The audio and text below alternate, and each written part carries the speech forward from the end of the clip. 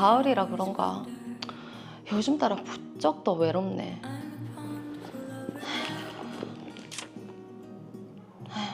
친구들은 애 키운다고 다들 바쁘고.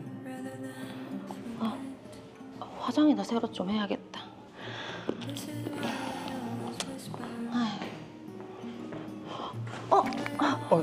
괜찮으세요? 예. 감사합니다.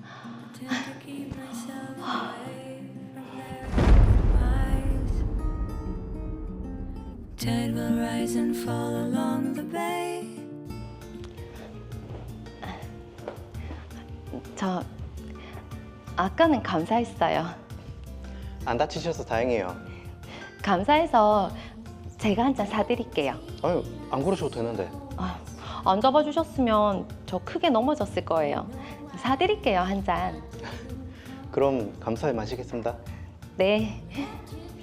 마음이 있으시군요. 저 혼자 오셨나 봐요? 아, 예. 기분 전환 겸 가끔씩 혼자서 한 잔씩 마시고 가요. 저도 여기 자주 오는데 그동안 왜 못 봤지? 그러게요. 영화의 한 장면 같았던 민우 씨와의 만남.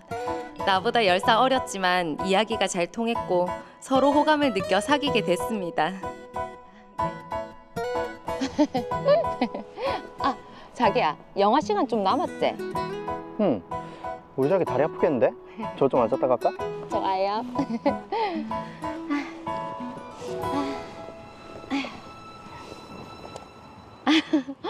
시원하다. 역시 우리 남친 최고. 참, 자기 회사 그만둘까 고민했던 거는? 그만두고 싶지. 진짜 돈만 있으면 바로 사직서 던지고 카페 차리는 건데. 카페? 응. 나 바리스타 자격증도 있고 내 카페 차리는 게 꿈이었거든. 빨리 돈 모아야지 했는데 그게 잘 안 되네. 자기 모아둔 게 얼마나 되는데? 얼마 안 돼? 퇴직금이랑 싹싹 다 끌고 모아도 한 1억은 더 있어야 되는데. 1억? 1억이라. 자기야, 그거 내가 도와줄게. 자기야, 말은 고맙지만 남자가 자존심이 있지. 그렇게 큰 돈 어떻게 자기한테. 괜찮아. 아니, 왜 내 도움 안 받겠다는 건데? 나는 사랑하는 사람 힘든 거 싫단 말이야. 그리고 자기 여자친구 그 정도 능력은 되거든. 얼른 계좌번호 보내라. 진짜? 빨리. 고마워 자기야. 내가 나중에 보내놓을게. 주아 씨가 1억 원을 송금해줬고 저는 회사를 그만두고 카페를 차렸습니다.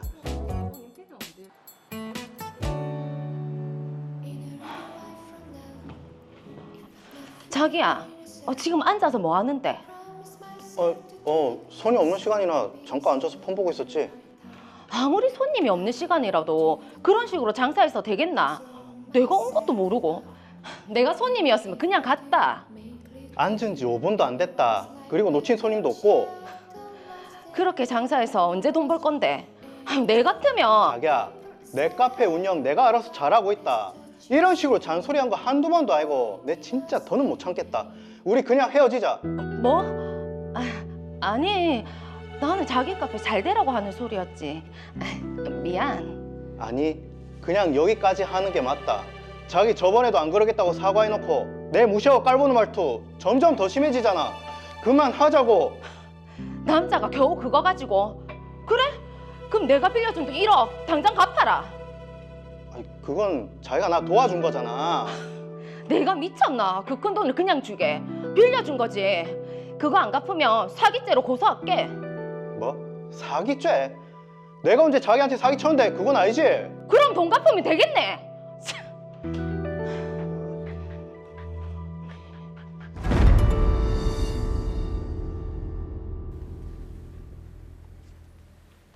네, 헤어진 연인 사이의 끝이 결국 법정이네요.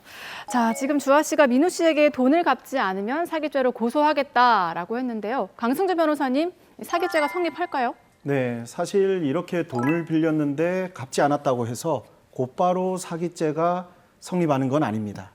대표적인 경우로 은행이나 개인에게 돈을 빌렸는데 기한 내에 갚지 못했다고 해서 사기죄가 성립되는 것은 아니잖아요. 네.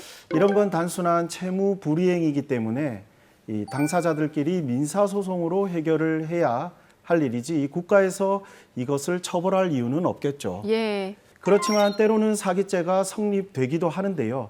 이런 경우는 돈을 빌릴 때부터 갚을 생각이 없었고 또 돈을 갚을 능력도 없었다. 그럼에도 불구하고 돈을 갚겠다고 거짓말을 한 뒤에 돈을 빌리고 갚지 않았을 그럴 경우에는 사기죄가 또 성립이 될 수 있습니다. 자, 그런데 문제가 이 돈을 빌려줄 당시에요. 상대방이 정말 진심으로 돈을 갚을 생각이 있는지 없는지 모르지 않습니까? 예. 맞습니다. 일단 이렇게 돈을 빌려갈 당시에 변제 의사와 변제 능력이 없었다. 이런 사실 자체를 피해자 측에서 입증을 해야 하는데요. 네. 상대방의 속마음을 들여다볼 수 있는 것도 아니기 때문에 법적으로는 몇 가지 사항을 따져보고 판단하게 되고 구체적으로는 돈을 빌린 사람이 돈을 빌릴 당시에 사용 용도를 속인 게 아닌지 또는 변제할 능력이나 어떤 재산이 있었는지 여부, 자신의 사회적인 또는 경제적인 지위를 속인 것은 아닌지, 네. 그리고 서류를 위조해서 작성한 것은 아닌지 이런 것들을 살펴보고 판단하게 됩니다. 네. 여러 가지를 많이 살펴봐서 여러 가지 구체적인 사례를 좀 들어주시죠. 아, 네, 알겠습니다. 그러면은 뭐 예시를 하나 들어서 말씀을 드려볼게요. 예. 예를 들어서 가해자가 피해자에게 인터넷 쇼핑몰을 운영하고 있는데 지금 자금이 부족하니까 돈을 좀 빌려달라 이렇게 말을 하면서 나중에 쇼핑몰 수익금으로 이 돈을 갚겠다. 이렇게 말을 한 경우 나중에 알고 봤더니 이 가해자가 인터넷 쇼핑몰 자체를 운영하고 있지도 않았고 오. 이미 사채 빚이 너무 많이 있는 그런 상황이었다. 네. 그렇다면 이것은 가해자가 자신의 어떤 사회적인 또는 경제적인 지위를 속인 것에 해당될 수 있고요. 네. 돈을 빌리더라도 기존의 사채 빚을 갚아야 하기 때문에 내 돈을 갚을 능력도 없는 것에 해당이 될 수가 있거든요. 그렇기 때문에 이런 경우에는 가해자에게 사기죄가 성립될 수 있고요. 실제로 이런 사례에서 법원은 피해 금액의 액수에 따라 가해자를 징역형에 처하기도 합니다. 자, 그럼 반대로 사기죄 성립이 안 된 무죄로 판단된 사례도 있나요? 네, 제가 방금 돈을 빌려가고 갚지 않아서 사기죄가 되는 것은 돈을 빌린 사람에게 돈을 갚을 어떤 의사나 능력이 없는 경우다 이렇게 말씀을 드렸잖아요. 네. 그런데 만약에 내가 돈을 빌려줄 때 상대방이 이미 빚이 많은 상황이라는 것을 알고 있었다. 네. 또는 상대방이 이미 채무 초과로 개인 회생이나 개인 파산을 진행 중인 그런 상황이라는 것도 알고 있었다. 그렇다면 이런 경우에는 상대방이 돈을 갚지 못하는 그런 상태에 놓여 있다는 것을 알면서도 돈을 빌려준 것이기 때문에 네. 사기죄가 성립되지 않는다고 법원에서 보고 있고요. 아, 대법원에서도 마찬가지로 상대방의 신용 상태를 알고 있어서 돈을 갚지 못할 형편임을 예상할 수 있었다면 돈을 갚지 못했다고 해서 사기죄가 성립되는 것은 아니다. 이렇게 판단한 적이 있습니다. 그러니까 드러난 사실을 가지고 그 사람이 갚을 마음이 있었는지를 판단하게 되는 거네요. 네, 그러면 맞습니다. 지금 이 드라마 사례에서는 어떻습니까? 사기죄가 성립이 될까요? 그런데 사실 제가 볼 때는 이 박주아 씨가 이민우 씨에게 사기죄를 묻기 위해서는 돈을 빌려준 것인지 여부를 먼저 입증해야 될 것 같은데요. 네. 왜냐하면 지금 박주아 씨가 이민우 씨에게 1억 원을 송금해 준 것은 맞지만 그 돈의 성격에 대해서는 지금 제대로 정리가 되어 있지 않거든요. 예. 지금 보면 박주아 씨가 1억 원을 송금해 줄 때 빌려주는 거라고 말한 게 아니라 도와주겠다는 그런 식으로만 말을 했기 때문에 이민우 씨 입장에서는 이 돈을 빌린 것이 아니라 그냥 도움을 받은 것이다. 그러니까 증여받은 것이다.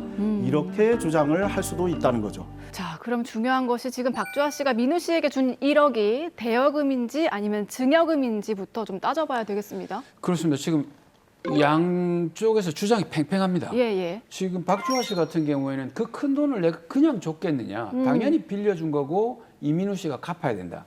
근데 이민우 씨 입장에서는 자신은 안 받겠다고 거절을 했다. 근데 화를 내면서까지 줬기 때문에 이건 그냥 준 것이다. 네. 라고 이렇게 얘기를 하고 있는데 어떻습니까, 변호사님? 사실 오늘 드라마 영상만 보고 판단하기는 참 쉽지 않은데요. 이렇게 이민우 씨는 그냥 돈을 증여받았다고 하고 박주아 씨는 돈을 빌려줬다고 하는 그런 경우에는 돈을 빌려줬다고 주장하는 박주아 씨가 이 돈이 빌려준 것이라는 사실 자체를 입증해야 하거든요. 네. 이것을 이제 법률 용어로는 입증 책임이라고 하는데요. 이렇게 박주아 씨가 돈의 성격에 대한 입증 책임을 부담하기 때문에 만약 박주아 씨가 이 돈이 대여금이라는 사실을 구체적으로 입증하지 못한다면 형사 고소를 하거나 민사 소송을 하더라도 이게 승소하기는 참 어렵습니다. 자, 일단 이 사건에서는 박주아 씨가 이게 대여금이었다는 거를 입증을 해야 되는데 네. 그럼 어떻게 입증을 해야겠습니까? 네, 사실 이런 경우에 가장 좋은 게 내가 언제 얼마의 돈을 빌려줬고 또 그 돈을 언제까지 갚기로 했다는 내용이 기재된 차용증이나 금전대차 계약서라고 할 수 있겠죠.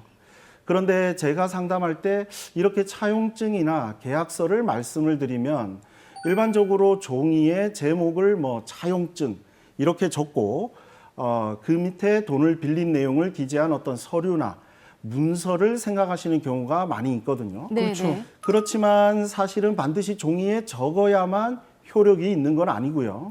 문자나 SNS 메시지로 적어도 상관은 없습니다. 네. 다만 돈을 빌려준 내가 직접 작성한 것은 사실 크게 의미가 없고요. 네네. 돈을 빌려간 상대방이 자신의 차용 사실을 인정하는 내용의 문자나 어떤 SNS 메시지 이런 것들이 입증 자료로 사용될 수 있습니다. 자, 말씀하신 그런 차용증 그리고 이거 계약서 같은 그런 확실한 증거가 없을 때 그럼 법원에서는 이게 대여금인지 증여금인지 어떻게 판단을 하죠? 네, 방금 말씀하셨듯이 만약에 차용증도 없고 문자나 SNS 메시지 같은 것도 없다. 네. 이런 경우에 이제 제가 자주 비유해서 말씀을 드리는 게 모래를 쌓아서 성을 만들어야 된다. 이렇게 또 말씀을 잘 드리거든요. 네. 그게 무슨 말이냐면 차용증이나 상대방의 어떤 문자나 SNS 메시지 같은 그런 명확한 자료가 없는 경우에는 통화 녹음을 제출하거나 제3자를 증인으로 제시해서 대여금이라는 것을 입증하기 위해 노력하고 만약에 정기적으로 또 이자를 지급받은 게 있다면 그 이자를 지급받은 내역을 제시하거나 계좌 이체를 하면서 은행 메모 또는 통장 내역 부분에 대여금으로 기록한 게 있다. 네. 그렇다면 그 내용을 제시하면서 대여금이라는 사실을 입증하는 것도 가능하기는 합니다. 그렇지만 마치 모래를 쌓아서 성을 만드는 것처럼 정말 많은 자료들이 필요하고요. 이렇게 모은 자료들에 약간의 문제만 있어도 모래성처럼 쉽게 무너지기 때문에 네. 그 자료들을 매우 구체적으로 꼼꼼하게 준비해야 합니다. 그래야겠네요. 그런데 지금 박주아 씨가 이민우 씨에게 돈을 줄 때 현금으로 준 게 아니라 계좌로 송금을 했단 말이죠. 그럼 이렇게 계좌로 송금한 계좌 이체 내역은 증거가 안 됩니까? 실제로 제가 지금 부산지방법원 동부지원에서 진행하고 있는 사건 중에 상대방이 회사에 투자를 해놓고 돈을 빌려준 것이다. 이렇게 주장을 하고 있는 사건이 있는데요. 네. 그 사건에서도 돈을 보내준 이 계좌 이체 내역은 있지만 투자금이기 때문에 차용증 같은 건 지금 존재하지 않거든요. 네네. 그런데 계좌 이체 내역 같은 경우에는 돈이 오갔다는 사실만 보여줄 수 있을 뿐이기 때문에 그 돈의 성격이 대여금인지 여부는 돈을 보낸 사람이 입증을 해야 하고요. 네. 만약 대여금이라는 것을 입증하지 못하면 돈을 보낸 사람이 소송에서 승소하기는 쉽지가 않습니다. 자, 그럼 이 사건에서 그럼 대여금으로 인정이 될까요? 증여금으로 인정이 될까요? 어떻게 보십니까? 일단 오늘 드라마 영상으로만 봤을 때 이민우 씨가 처음에 거절했는데도 이 박주아 씨가 계좌번호를 알려달라고 해서 돈을 보내줬고 돈을 계좌 이체하는 과정에서 대여한다는, 빌려준다는 그런 내용이 전혀 나오지 않았기 때문에 네. 박주아 씨가 이 돈이 대여금이라는 것을 입증하기는 아무래도 쉽지 않을 것 같고요. 그렇죠. 만약 박주아 씨가 대여금이라는 것을 제대로 입증하지 못한다면 이 법원의 입장에서는 이 돈이 대여금인지 여부를 알 수가 없기 때문에 결국 박주아 씨가 이민우 씨로부터 돈을 돌려받기는 좀 어려울 것 같습니다. 근데 저는 이것도 좀 궁금한데요. 지금 여기서는 약간 대여금인지 증여금인지 헷갈릴 수 있는데 실제로 내가 진짜로 연인에게 빌려준 게 확실하다라고 가정하에 네. 소송으로 가기 전에 그 전에 대처할 수 있는 방법은 없을까요? 일단 가장 먼저 생각해 볼 수 있는 게 내용 증명을 보내서 돈을 돌려달라고 하는 걸 한번 고려해 볼 수 있는데요. 네.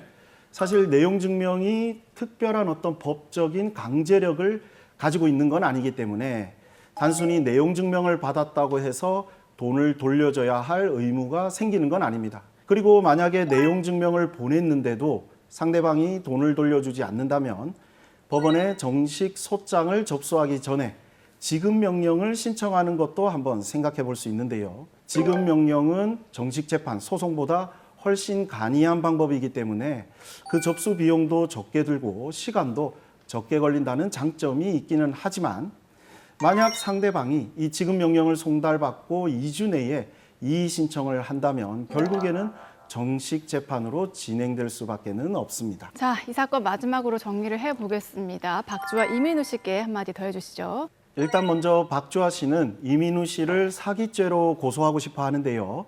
이렇게 박주아 씨가 이민우 씨에게 사기죄를 묻기 위해서는 1억 원을 빌려준 것인지 여부를 먼저 입증해야 합니다.